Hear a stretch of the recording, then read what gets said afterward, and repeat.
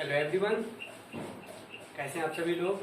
I hope इस critical situation में भी आप अपने करियर को लेकर के बहुत ही इंथुजियास्टिक होंगी और लगातार आप मेहनत कर रहे होंगे आगे बढ़ने के लिए, जैसा कि हम लोग घर पर बैठकर भी कुछ ना कुछ आपके लिए करते रहते हैं और कोशिश कर रहे हैं वीडियो बनाने के लिए और वीडियो बनाकर आप तक पहुँचा रहे हैं। ठीक है, तो उम्मीद करता हूँ आप लोग इसका पूरा फायदा उठा रहे हैं और इसको देख रहे होंगे, दोस्तों के साथ में बैठ के डिस्कशन कर रहे होंगे।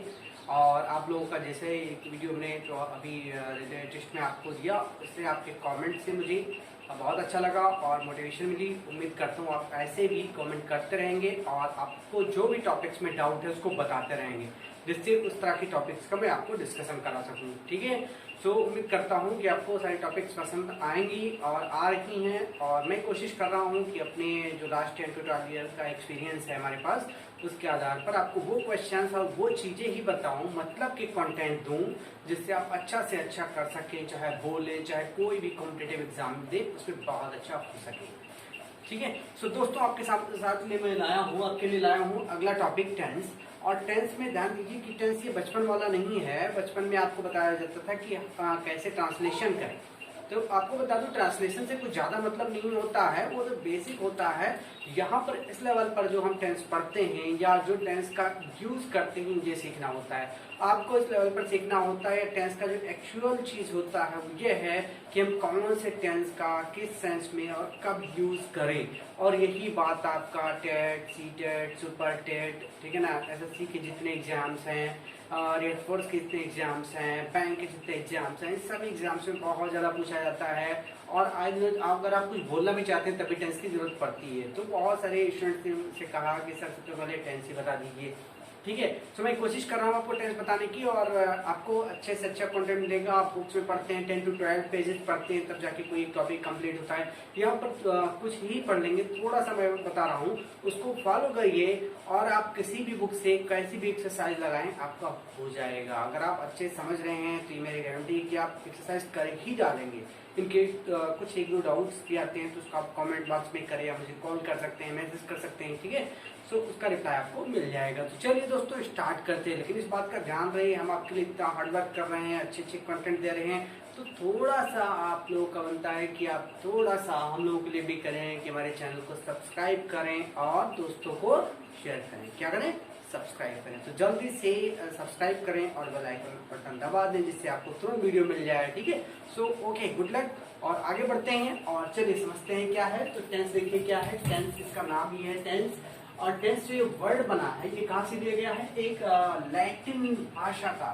ठीक है ना दोस्तों, यू नो कि इंग्लिश पे इसका अपना ज़्यादा कुछ नहीं है। बहुत सारे वर्ड लैटिन से लिए गए हैं, कुछ ग्रीक से लिए गए हैं, कुछ फ्रेंच से लिए गए हैं, बनाए गए हैं। ठीक है, तो ये सारी चीज़ें पढ़नी पड़ती है। अगर अपने आप पढ़े कोई स्टूडेंट तो बहुत टाइम लग जाता है। थोड़ा सा मेंटर के अंडर में गाइडेंस में आप पढ़ते हो तो आप जल्दी कवर कर ले जाओगे। ठीक है, सो इसको फॉलो करें और एक्सरसाइज लगा लीजिएगा, बहुत मजा आएगा।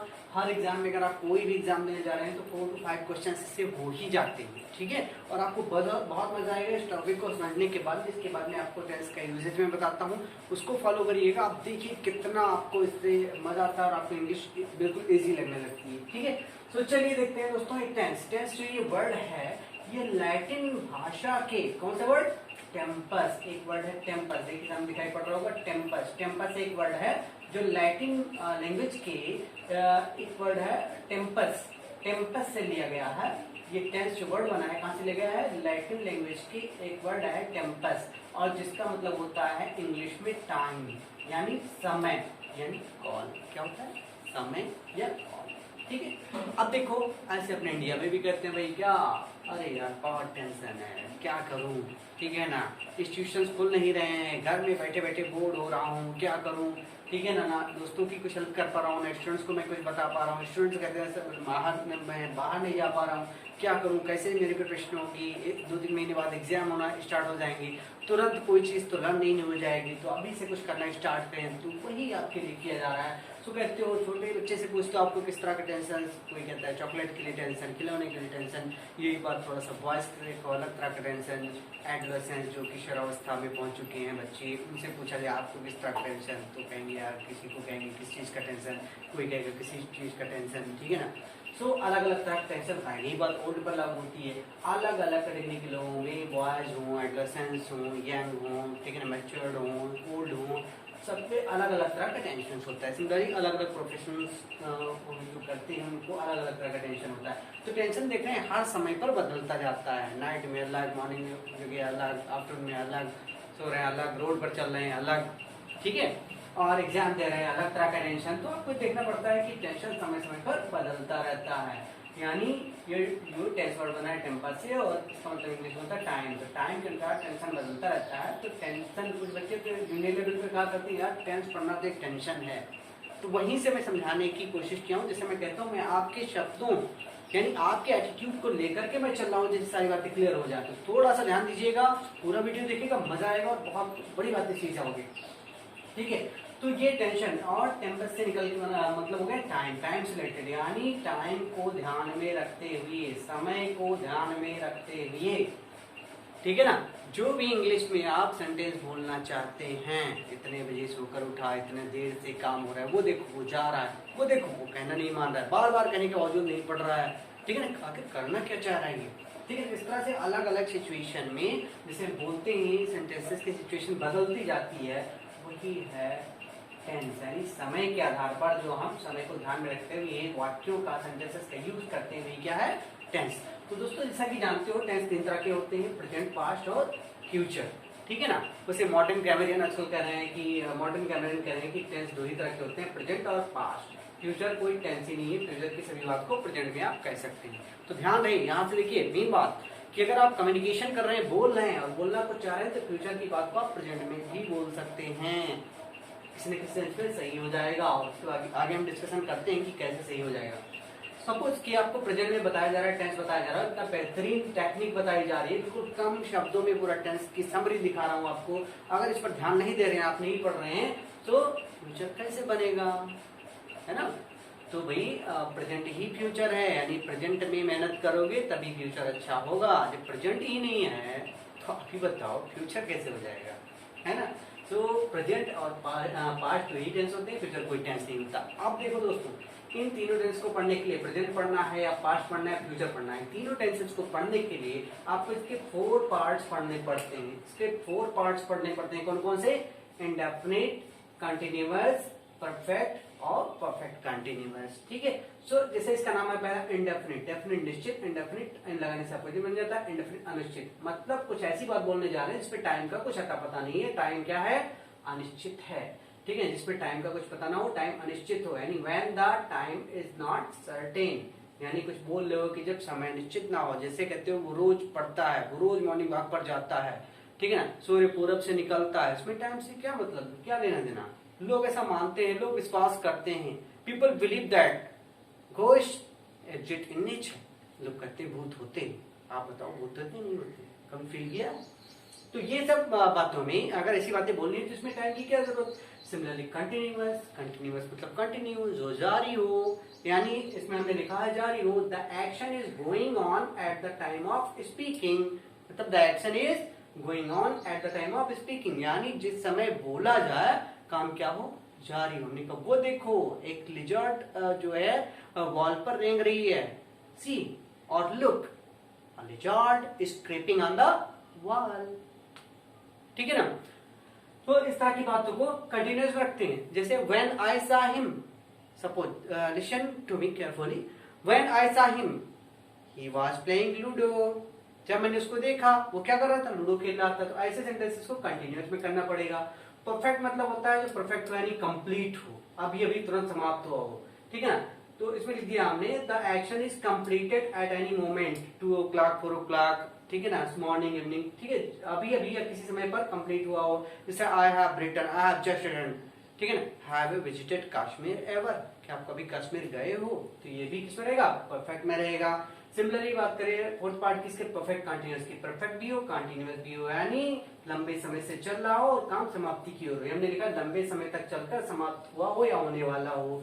When the action is going on for a long duration and it is about to complete or complete, ठीक है ना, यानी लंबे समय से चल रहा हो काम और जो कंप्लीट हो गया हो या फिर कंप्लीट होने वाला हो। आई होप इतनी बातें आप अच्छे से समझ गए होंगे। ठीक है दोस्तों, तो चलिए हम जल्दी से टेबल बना देते हैं, उसके बाद यूजेस बताएंगे। सेंटेंस आप थोड़ा सा अपने आप बनाने की कोशिश कीजिएगा।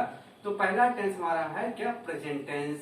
पहला क्या है, प्रेजेंट टेंस है। तो प्रेजेंट टेंस में क्या होता है, इसका मान लीजिए आप इंडेफिनिट पढ़ रहे हैं, ठीक है ना, इंडेफिनिट टेंस पढ़ रहे हैं। तो इंडेफिनिट में क्या करते हो, मैं स्ट्रक्चर बना दे रहा हूं दोस्तों, आप एग्जांपल बनाइएगा। सब्जेक्ट और वर्ब लगता है, वर्ब की फर्स्ट फॉर्म लगती है, या फिर वर्ब की फर्स्ट फॉर्म में एस लगा सकते हो, प्लस ऑब्जेक्ट लगता है। ठीक है, अब अगर इसका जैसे नेगेटिव बनाते हो, हाँ, तो इन सब चारों पार्ट्स में जो indefinite, continuous, perfect, perfect continuous पढ़ते हो, उसमें क्या पढ़ते हो, सेंटेंस पढ़ते हो। सेंटेंस जानते हो कैसे बनता है, सब्जेक्ट सेंटेंस जो होता है कई वर्ड्स को जोड़ के बनता है, जिसमें पहले सब्जेक्ट, फिर वर्ब, फिर ऑब्जेक्ट लिखा जाता है।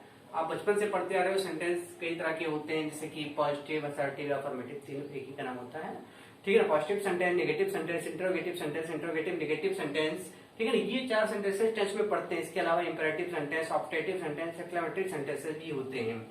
ठीक है, तो उन 4 सेंटेंसेस को हमें पढ़ना है। तो ये तो सेंटेंस होगा, पॉजिटिव का स्ट्रक्चर होगा। सब्जेक्ट जैसे ही goes to school, you want to learn English, he wants to learn English, ठीक है, तो ये होगा प्रेजेंट इंडेफिनिट का पॉजिटिव। अगर इसका नेगेटिव सेंटेंस बनाना है, इसका भाई नेगेटिव सेंटेंस बनाना है, कि नेगेटिव वाले में स्टूडेंट्स हमने देखा है क्लासेस में आने कंफ्यूज हो जाते थे, इसलिए मैं नेगेटिव वाले लिख दे रहा हूँ। तो इसमें प्रेजेंट इंडेफिनिट का फर्स्ट फॉर्म में बेसिकली आप इसमें वाई, शो, नरेशन और टेंस, इन सब केवल वर्ब का बहुत बड़ा रोल होता है। ठीक है, तो नेगेटिव सेंटेंस बनाना है, तो नेगेटिव में डू या डज के साथ में नॉट लगा करके V1 लगा दीजिए, प्लस ऑब्जेक्ट लगा दीजिए, ये हो जाएगा इसका नेगेटिव। अगर इंटरोगेटिव बनाना है तो हेल्पिंग वर्ब को जानती हो आप, डू डज आगे कर दो, या जो भी हेल्पिंग वर्ब है उसको आगे कर दो, उसका इंटरोगेटिव बन जाएगा। अब बात करें अगर हम कंटिन्यूअस की बात करें, तो ये सब्जेक्ट प्लस इज MR के साथ में is MR plus VING plus object होता है। यानी इस तरह के स्ट्रक्चर का तब यूज करते हैं जब जिस समय की बात करें काम जारी हो। तीसरा है परफेक्ट। कौन सा, परफेक्ट, यानी जो कंप्लीट हो गया हो। सब्जेक्ट के साथ में हैज या हैव लगाते हैं, यानी सब्जेक्ट अगर आपका सिंगुलर हो यानी वन हो, ठीक है, तो हैज, प्लुरल हो तो हैव। ही सी इट को सिंगुलर माना जाता है, यू देखो प्लुरल माना जाता है प्रोनाउन में। बाकी नाउन एक है तो हैज, कई सारे हैं तो हैव। तो इनके साथ में ही थर्ड आता है, हमेशा हैज हैव के बाद में थर्ड फॉर्म लगाएंगे प्लस ऑब्जेक्ट। ठीक है, और नेक्स्ट वन है perfect continuous tense. Perfect continuous tense, perfect continuous tense में क्या होता है, सब्जेक्ट प्लस हैज, देखो दोस्तों वही है, हैज बीन या फिर हैव बीन आप लगा दोगे, हैज बीन या फिर हैव बीन लगाया जाता है इसमें, ठीक है ना, प्लस VING लगाया जाता है, प्लस ऑब्जेक्ट लगाया जाता है, प्लस सिंस या फॉर लगाया जाता है, ठीक है ना, प्लस टाइम एक्सप्रेशन लगाया जाता है। टाइम एक्सप्रेशन दोस्तों इसमें क्या होता है, कई घंटे, कई महीने, कई दिन से काम हो रहा होता है, उसके लिए काम होता है। ठीक है, तो ये स्ट्रक्चर नोट करें आप जल्दी से, ये स्ट्रक्चर नोट कर ले, उसके बाद हम आगे बढ़ते हैं, जल्दी से नोट करें, ठीक है।